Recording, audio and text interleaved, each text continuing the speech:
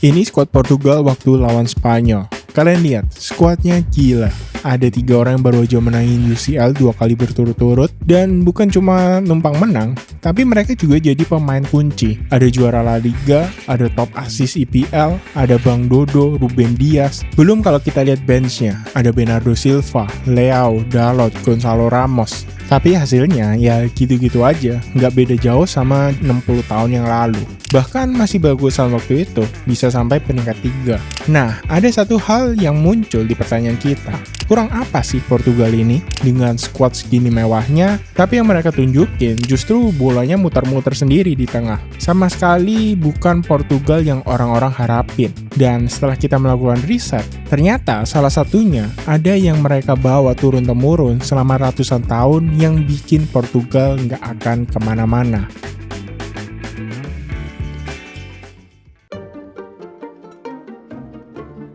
Jadi di Portugal itu mereka punya mitos, ya nggak bisa disebut mitos juga sih, mungkin lebih cocok kalau kita sebut sebagai kepercayaan atau budaya turun-temurun, yang mereka sebut sebagai Sebastianismo. Jadi kita mundur ke tahun 1578, waktu itu Portugal lagi perang sama Maroko. Nah, kayak mirip ya. Perang ini disebut pertempuran Alcácer Quibir. Nah, di perang ini, itu Portugal kalah telak. Dan Raja Portugal yang mimpin perang waktu itu, Dom Sebastião, itu hilang di medan perang. Dan jasadnya itu nggak pernah ditemukan. Karena Raja Portugal waktu itu masih sangat muda dan belum punya ahli waris, akhirnya Portugal itu jatuh ke tangan Spanyol. Selama 60 tahun, Portugal itu kehilangan kedaulatannya dan menjadi bagian dari Spanyol. Dari sini lahir Sebastianismo, sebuah mitos atau kepercayaan kalau suatu saat sang raja itu akan kembali. Raja Portugal itu belum mati dan dia akan kembali suatu saat untuk menyelamatkan Portugal dari krisisnya. Dan ini bukan sekedar cerita dongeng. Kepercayaan ini itu sangat dipercaya oleh orang-orang Portugal. Bahkan di abad 20 ada penyair terbesar Portugal yang menulis buku Messa Gem yang secara eksplisit jadian Sebastianismo sebagai pondasi identitas bangsa Portugal. Kalau ketika Portugal kehilangan kejayaannya, suatu saat akan ada satu orang yang menjadi penyelamat.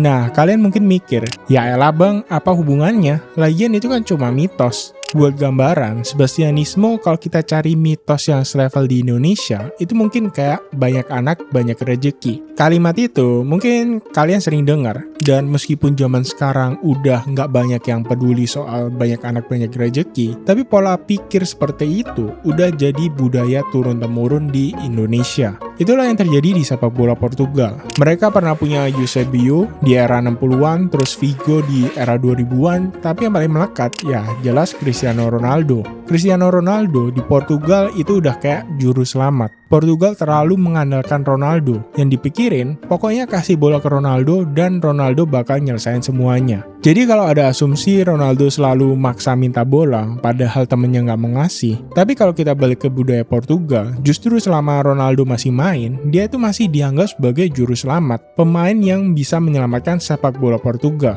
Tapi kita nggak bisa pungkiri kalau sekarang dia itu udah menurun. Dan selain itu, sepak bola bukan cuma tentang satu orang aja, tapi ini adalah permainan tim. Sebenarnya persepsi ini juga pernah terjadi ke Messi bersama Argentina. Meskipun mereka itu nggak punya mitos Sebastianismo ini. Tapi Argentina pernah mengalami fase kehilangan Maradona. Dan selama bertahun-tahun mereka nggak punya pemain yang bisa ngegantiin di levelnya Maradona. Tapi tiba-tiba muncul Messi. Messi dianggap sebagai juru selamat buat sepak bolanya Argentina. Tugasnya juga sama, simpel. Oper bola ke Messi biar Messi yang gocek-gocek dan ngatur itu semua. Tapi hasilnya apa? Argentina nggak menang apa-apa. Kemudian masuk Scaloni. Yang diubah Scaloni itu simpel. Dia ubah dari yang tadinya Argentina adalah timnya Messi, menjadi Messi adalah bagian dari tim Argentina. Messi itu dijadikan setara dengan pemain Argentina lainnya. Jadi udah nggak lagi oper bola ke Messi, tapi semua pemain punya tugas mereka masing-masing. Messi udah nggak dipandang sebagai pemain yang bisa nyelamatin one man show, tapi Messi dibiarin jadi Messi sendiri. Tugas yang dulu Messi tanggung sendirian, sekarang jadi lebih rata. Barca. Dan hasilnya apa? Messi di umur yang udah tua justru jadi lebih gila. Justru narasi Argentina bermain untuk Messi itu sebenarnya kalau menurut kita itu kebalik. Malah Portugal yang bermain untuk Ronaldo. Dan balik lagi, Portugal itu nggak soal one man show. Dan kita lihat deh, di era sepak bola modern ini, semua tim yang juara adalah tim yang main as a team, bukan mengandalkan satu pemain aja. Ini yang nggak terjadi dengan Portugal. Kita sama sekali nggak ngomong kalau Ronaldo masalahnya, sama sekali nggak. Tapi ketika Portugal main, mereka tetap melihat Ronaldo seakan-akan dia itu masih umur 27 tahun. Dan kita fair aja, pemikiran seperti ini yang menghambat Portugal di turnamen-turnamen besar, meskipun mereka diisi sama pemain-pemain bintang.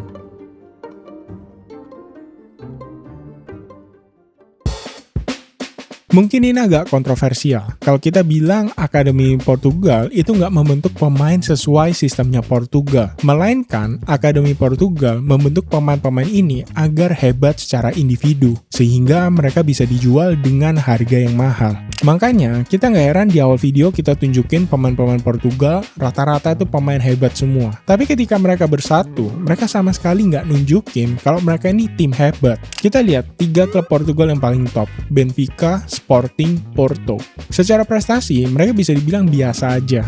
Tapi, mereka dikenal di dunia sebagai selling clubs, di mana bisnis mereka itu bergantung pada mengembangkan pemain murah, kemudian mereka jual ke klub besar di Eropa. Dan kalian bisa lihat datanya. 3 klub ini masuk ke jajaran klub dengan profit terbesar dari bursa transfer di 10 tahun terakhir, dengan Benfica menjadi yang nomor 1, Sporting nomor 5, Porto nomor 6.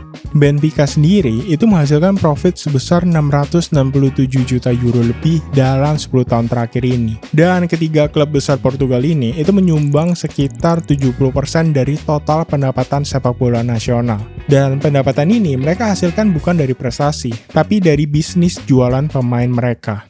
Kita ambil contoh, penjualan Joao Felix ke Atletico Madrid senilai 127 juta euro. Nilai itu lebih banyak daripada seluruh investasi Akademi Benfica sejak 2005. Belum kita lihat Ruben Dias, Ederson, Enzo Fernandez. Mereka dijual dengan harga yang sangat tinggi. Dan ini bukan cuma sekedar kebetulan, tapi sistem ini itu udah dibentuk sama akademi-akademi Portugal. Mereka sengaja membuat mesin penghasil pemain bernilai jual tinggi secara individual. Tapi masalahnya justru di sini. Timnas Portugal itu kelihatan kayak nggak punya filosofi. Ya masa main Piala Dunia kita adu pakai market value? Kan enggak.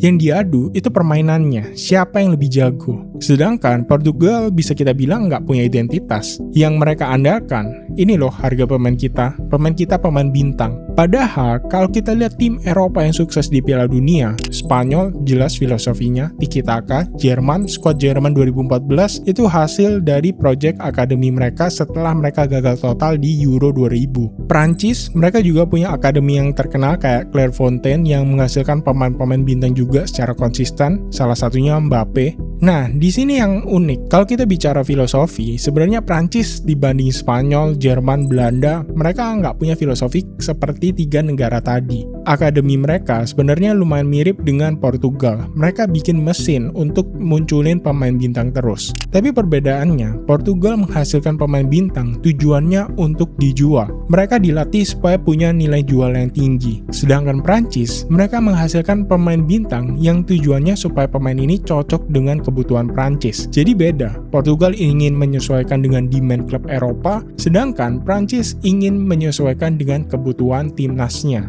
Dan terbukti kita lihat di turnamen ini, dengan skuad yang kayak gini, masa lawan Kongo aja nggak bisa menang, lawan Kolombia juga nggak bisa menang. Ya karena mereka cuma hebat di klub, tapi untuk negara, ya mereka jadi biasa aja. Negara yang belum pernah juara Piala Dunia itu punya peluang yang jauh lebih kecil buat menangin Piala Dunia dibanding negara yang udah pernah menang. Piala Dunia itu udah ada selama hampir 100 tahun, 23 edisi. Tapi kalian tahu nggak, kalau cuma ada 8 negara yang pernah juara. Bahkan dari 8 negara ini, yang baru pernah juara sekali itu cuma Inggris. Dan yang lebih menarik lagi, di era sepak bola modern sekitar tahun 1998 sampai sekarang, cuma Prancis dan Spanyol yang pernah jadi juara baru. Selain itu, ya muter-muter di negara-negara itu-itu aja. Kenapa ini bisa terjadi? Secara ilmiah, ini bukan sekedar kebetulan. Dalam sosiologi, ada yang namanya Matthew Effect, keuntungan yang terakumulasi. Negara yang udah pernah juara, mereka punya pengetahuan turnamen yang nggak dimiliki sama negara lain. Gimana cara mereka menangani tekanan media, mentalitas di fase knockout, manajemen pemain, rotasi pemain, cara federasi menangani ekspektasi publik tanpa merusak mentalitas skuad. Ini pengetahuan yang terbentuk secara turun-temurun dan diwariskan dari staf pelatih ke staf pelatih berikutnya. Sedangkan negara yang belum pernah juara, mereka nggak punya pengetahuan semacam ini. Mereka harus belajar dan membentuk formula mereka sendiri secara real time, di bawah tekanan yang tinggi dan belum tentu berhasil juga.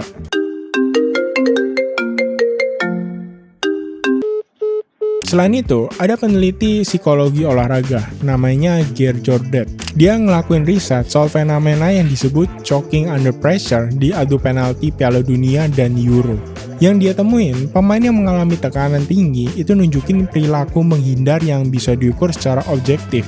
Kayak memalingkan wajah dari kiper setelah menaruh bola, mempercepat ritme eksekusi tendangan supaya momen itu cepat selesai, dan perilaku ini berkorelasi langsung dengan performa yang menurun dibanding kemampuan normal pemain tersebut. Riset ini juga nemuin bahwa tingkat konversi penalti itu menurun secara konsisten di ronde-ronde akhir adu penalti karena tekanan kumulatif dari setiap kegagalan sebelumnya. Yang krusial, negara-negara dengan sejarah sukses di turnamen cenderung lebih siap secara psikologis buat ngadapin momen-momen seperti ini. Karena balik lagi, staf pelatih mereka itu udah punya pengalaman menangani situasi seperti itu. Ya, mungkin kalian pernah lihat adu penaltinya Real Madrid lawan ATM di UCL 2016. Penendang pertamanya itu Lucas Vazquez. Belum pernah menang UCL, umurnya masih 25 tahun, tapi dia punya mentalitas karena dia main di Real Madrid yang udah berkali-kali menang UCL, padahal dia sendiri belum pernah menang waktu itu. Jadi kalau kita tarik kesimpulan, buat menangin Piala Dunia atau turnamen apapun itu, buat negara yang belum pernah juara, dia itu nggak cuma harus main lebih bagus, bukan juga cuma sekedar kumpulan pemain hebat dalam satu tim, tapi mereka juga harus memecahkan masalah psikologis yang justru ini paling sulit buat diselesaikan. Ini udah kayak lingkaran yang ngurung sebuah negara hebat buat jadi juara, dan buat keluar dari lingkaran itu sangatlah sulit. Oke, gimana menurut kalian? Di masa depan Portugal kira-kira bisa juara atau justru tambah hancur? Tulis pendapat kalian di kolom komentar. Untung aja si negara itu nggak juara lagi. Terima kasih sudah menonton. Jangan lupa like, comment, share, dan subscribe kalau kalian suka sama videonya. Dan sampai jumpa di video selanjutnya.